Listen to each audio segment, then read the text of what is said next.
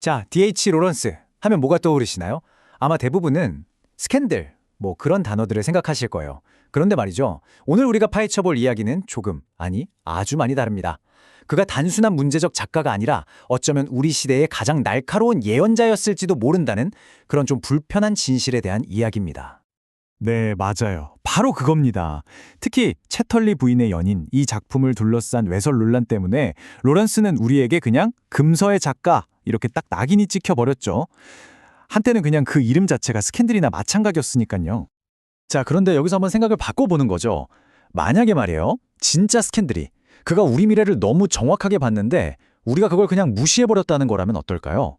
바로 이 질문에서부터 오늘 이야기를 시작해 보려고 합니다. 로런스를 둘러싼 그 뻔한 신화들을 싹 걷어내고요.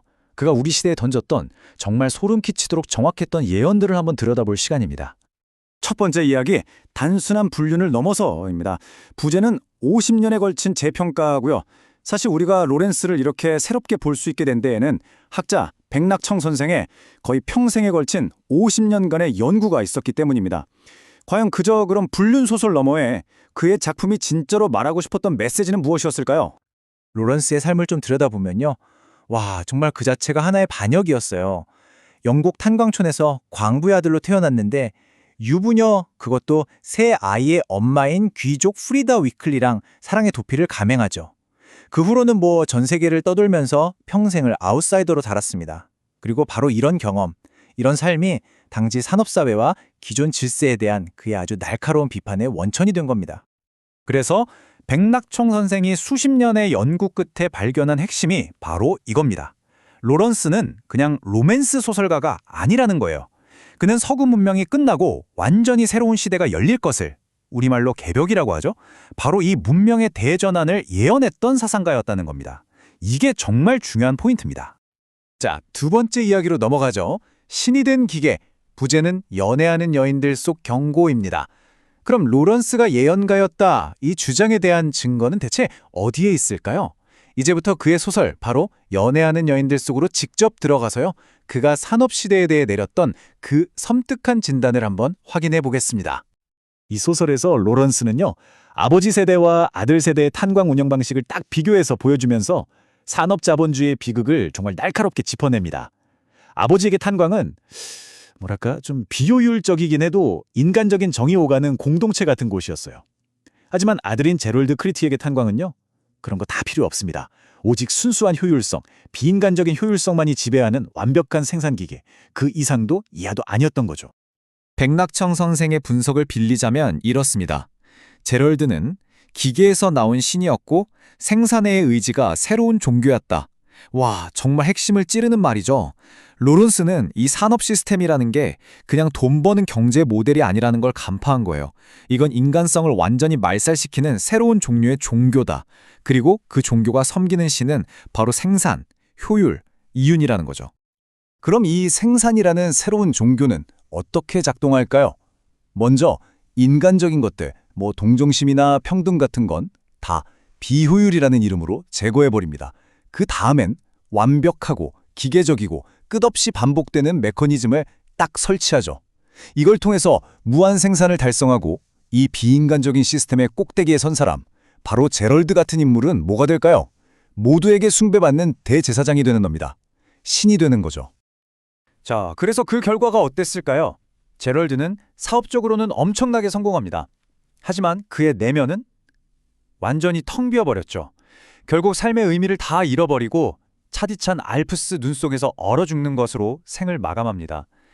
기계를 신으로 섬겼던 한 인간의 영혼이 어떻게 꺼져버리는지 정말 완벽한 은유 아닌가요? 자, 세 번째 이야기로 넘어갑니다. 메타버스의 예언자, 부제가 1929년에 우리의 가상 미래를 보다예요. 여기서부터는 정말 로런스의 통찰력에 소름이 돋으실지도 모릅니다. 바로 현실 세계로부터 점점 분리되어가는 우리 현대인의 삶에 대한 경고거든요. 한번 들어보세요. 우리는 살과 피를 지닌 사람들을 보고 싶어 하지 않는다.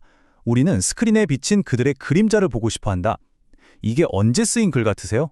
놀랍게도 1929년, 거의 100년 전입니다. 믿어지시나요? 로런스는 이미 그때 우리가 진짜 사람, 실제 경험보다 스크린을 통해 걸러진 현실, 그 그림자를 더 좋아하게 될 거라는 걸 정확하게 꿰뚫어 보고 있었던 겁니다. 여기서 그치지 않습니다. 심지어 이렇게까지 말해요. 당신과 나, 우리 모두는 시체로 태어났다. 우리는 서로에게 유령이다. 심지어 당신은 당신 자신에게도 그림자다. 와, 정말 충격적이죠. 현대 문명이 우리를 우리의 몸, 우리의 육체로부터 완전히 소외시켜서 살아있는 유령으로 만들었다는 거예요. 현실에 직접 느끼고 경험하는 대신에 머릿속 생각, 관념, 추상의 세계에 갇혀버렸다는 거죠. 그러니까 로런스는 100년 전에 막 등장하기 시작한 영화, 라디오, 사진 같은 걸 보면서 지금 우리가 겪고 있는 이 문제를 정확하게 예언한 셈입니다. 가상현실, 소셜미디어, 메타버스, 이름만 바뀌었죠?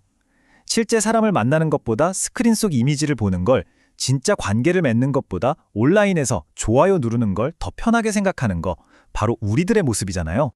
네 번째 이야기로 가볼까요? 미국의 숨겨진 악몽, 그리고 아메리칸 드림 해치하기입니다. 로렌스의 비판이 산업 문명에만 머물렀다고 생각하면 오산입니다. 이번에는 완전히 다른 방향으로 바로 미국이라는 나라의 영혼, 그 깊숙한 곳을 해부하는 그의 또 다른 면모를 들여다보겠습니다. 로런스는 우리가 아는 그 아메리칸 드림, 그 건국 신화의 정면으로 도전장을 던집니다. 보통 미국은 종교의 자유를 찾아서 온 용감한 개척자들이 세운 나라라고 하잖아요.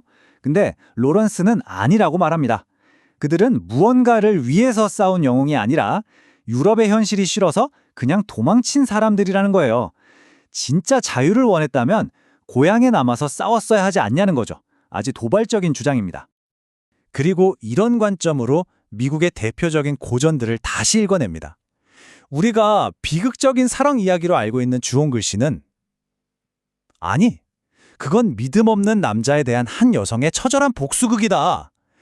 인간과 자연의 위대한 투쟁인 모비딕은 아니, 그건 자기 영혼을 파괴하려는 미국의 광기 어린 추격전이다. 이렇게 다 뒤집어 버리는 거예요.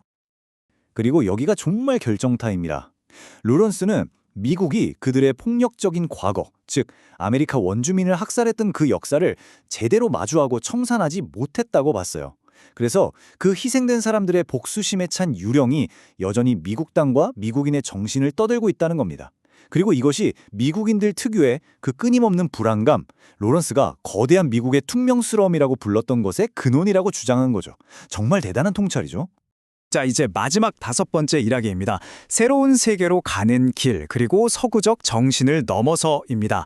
지금까지 로런스의 여러 비판들을 살펴봤는데요. 그렇다면 이 모든 비판의 가장 깊은 곳에 있는 철학적 뿌리는 과연 무엇이었을까요? 그리고 그게 100년이 지난 오늘 우리에게는 어떤 의미가 있는지 생각해 보면서 이야기를 마무리하겠습니다. 로렌스가 봤을 때 이 모든 문제의 근원은 하나였습니다. 바로 서구 문명을 아주 오랫동안 지배해온 생각, 이원론이라는 거죠.